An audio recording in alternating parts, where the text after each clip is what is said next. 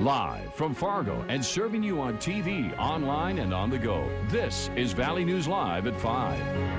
We're in the final countdown of the highly anticipated Bison-UND game tomorrow, and fans around the Valley are getting ready.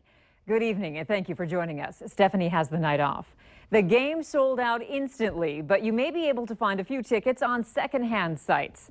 Valley News Team's Krista Boehm joins us live with tips on how you can make sure the ticket you're getting is the real deal. Krista? Hey, Andrea, we're outside the Fargo Dome right now where people are just getting ready to line up. They're going to start allowing people to line up in just a few minutes here, where they can stay all night until tailgating opens in the morning. Now, if you're looking for last-minute ticket sales, you can find some still on a couple secondhand sites like StubHub. We've managed to find some selling upwards of $1,000 on those sites.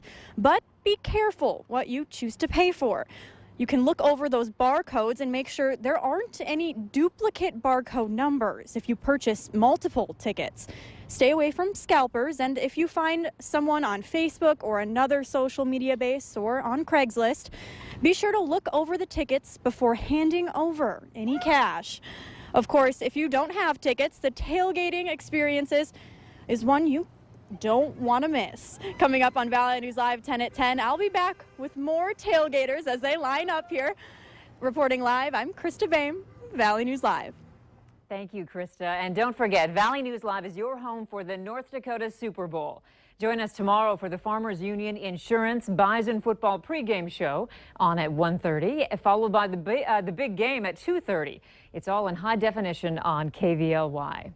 So as we get ready to head to the football fields tonight, we're wondering if we're going to need a poncho because some of the bleachers are wet. Let's find out what we can expect in tonight's forecast from Hutch. All right, thanks so much, Andrea. First, we'll take a look at that gridiron forecast for tomorrow, whether you're tailgating and getting an early start. Temperatures in the morning will be cool. At 10 o'clock, we'll still be in the 50s, rising from lows near 40 degrees. So a cool start to the day, but it warms up quite nicely by game time, 72 degrees. Looks delightful outdoors for the weekend. But if you have Friday night football to attend to, take a look at the line of showers stretching from near Bemidji through Detroit Lakes and down toward the Lisbon area where we see some yellows and oranges. That's heavier rain showers moving almost due east. So along the South Dakota border into west central Minnesota is where the conditions will remain a little soggy into the early evening. The rain has moved through Fargo. We are done with it, minus a chance of an isolated sprinkle. Light south winds and temperatures in the 50s all evening means at least a light jacket as you root on your home team tonight. All right, sounds good. Good advice. Thanks so much. The North Dakota Highway Patrol has identified the 9-year-old boy who died in an ATV accident as Jeremiah Soljum. Soljum is from McLeod, North Dakota. Investigators say it happened yesterday morning on the south side of the Grand Forks Air Force Base. They say he was driving a four-wheeler in the area of a construction project where his father was working. He lost control and it rolled. He was not wearing a helmet.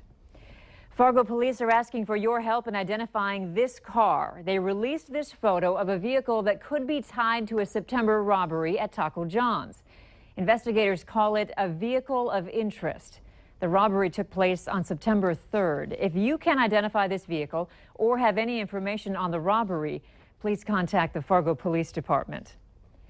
Recent oil train explosions and spills, along with pipeline explosions, are major concerns to people in many areas of our region. However, Enbridge Pipeline Company is currently working on a project in northwestern Minnesota this week to lessen the potential of any future mishaps. But as Valley News Team's Neil Carlson shows us, there doesn't appear to be any fail-safe solution to the entire problem. In December of 2013, BNSF crude oil tanker cars exploded after colliding at Castleton. In November of 2007, 2 men were killed after an Enbridge crude oil pipeline exploded near Clearbrook, Minnesota. And now Enbridge Pipeline Company is trying to make sure that doesn't happen again. They're using water to test over 300 miles of crude oil pipeline that runs from Manitoba to here near Crookston and on to Superior. The hydrostatic test is one of the many options that we have to verify the integrity of the pipeline and ensure that safe and reliable operations can maintain. It works like this. What's called a pig is placed in the pipeline to separate the crude oil from water used for testing. The pressure inside sections of pipe containing water is then pushed up to 125% of the pipeline's rated strength. If the pipeline does burst, the weak section of pipe is found and repaired, and the only thing on the ground is water. If we were to have a rupture, then we would retest it to make sure that that everything was good. And while arguments of whether it's safer to transport oil by train or pipeline continue, Wetmore says at this point, both means of transportation are still needed because there are no major pipeline routes to some refineries around the country. In Polk County, Neil Carlson, Valley News Live. An average pipeline can transport 250,000 barrels of oil a day. The average unit train hauls 40,000 barrels. The recent drastic changes in oil prices have had massive effects on oil producers in the U.S., especially in the Gulf states. Our Washington Bureau's Peter Zampa spoke with lawmakers trying to soften the blow on Capitol Hill. In recent weeks, oil price volatility has kept producers and consumers guessing. Consumers see low prices and think of money staying in their pockets. Producers see the possibility of losing jobs. Louisiana Senator David Vitter says those producers simply have to sit back and allow the world to dictate prices. For now. We don't have a magic wand. We can't control price. That's a worldwide phenomenon. We can control U.S. policy. The senator is speaking of regulations imposed in Washington, which he calls overregulation and anti-oil and gas. Mississippi Congressman Greg Harper is on the House Energy and Commerce Committee. What do we do about exports? How do we consider those bans that have been placed on oil exports in the past that were done for reasons that probably don't apply today? Harper says opening up crude oil trade would bring jobs back into the oil industry. He says it would allow for domestic production and global customers. That's good for the country. It's good for our economy. It's good for our national security. It's good for our energy security. In Washington, Peter Zampa, Valley News Live. Both the House and Senate are in the process of discussing repeals on the oil export ban created in the 1970s. The White House recently spoke out, saying it's still opposed to the repeal. Getting your child's car seat checked could save a life. This week is Child Passenger Safety Week, and picking out the right car seat for a child, installing it correctly, and knowing how to use it properly can be confusing for some parents and caregivers. So tomorrow afternoon, you can go to the experts from 1 to 4 at Burlington Coat Factory. You can have certified car seat technicians look at your child's seat. The event is free and no appointments are needed. 1,741. That's the number of Americans listed as missing in action or unaccounted for from the Vietnam War. 1,741 Americans who didn't come home. Today is the day we are asked to think about them, to remember them and their families.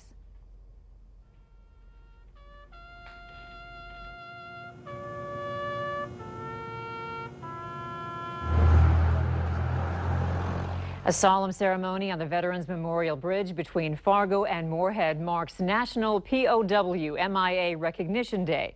There are nearly 50 soldiers from the Dakotas and Minnesota from the Vietnam War whose remains have never been recovered. 2 were from Fargo, 3 from Grand Forks, 1 from Park Rapids. And the military says all are presumed dead. It's very important that not only we acknowledge their absence, but also to let the families know that we still think of our brothers and sisters who are not here with us. This special day of recognition and remembrance was first authorized by Congress in the late 1970s. It's been observed on the 3rd Friday of September for the past 19 years.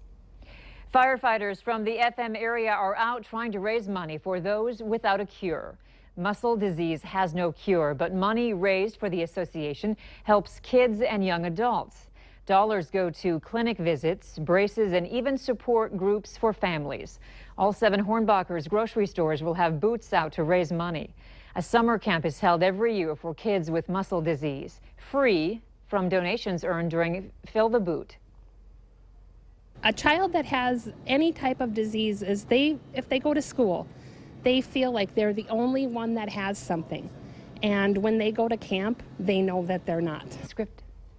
You can also donate online. We have a link to their donation page under our hot button at valleynewslive.com. It's a celebration of a popular heritage from around the area. German Culture Day is tomorrow at the Jumkamp Center. Everything from food and beer to crafts and activities will be taking place from 10 until 5. This is the third time the Historical and Cultural Society of Clay County is putting on the event. This is a real fun mini festival, and we know Germans and non-Germans will really enjoy it. I need to know. If you're afraid of missing the big NDSU and UND game, don't worry. There will be a big screen with the game on during the event. We have some breaking news to tell you about. West Fargo police are searching for a young boy who never made it home after school. The 7-year-old boy left Independence Elementary after school wearing an olive-colored sweatshirt. Police have been searching in the area of Hornbacher's, the Casey's gas station, and the school. We have a crew on the scene, and we'll be bringing you more details as they become available from police. Still ahead tonight, customers are reporting problems with Apple's new operating system. What's causing the trouble and how it can be fixed? Friday night football? Well, an umbrella will come in handy for some as heavy showers move along the South Dakota border. Your hour-by-hour forecast does show improvement. Details are straight ahead.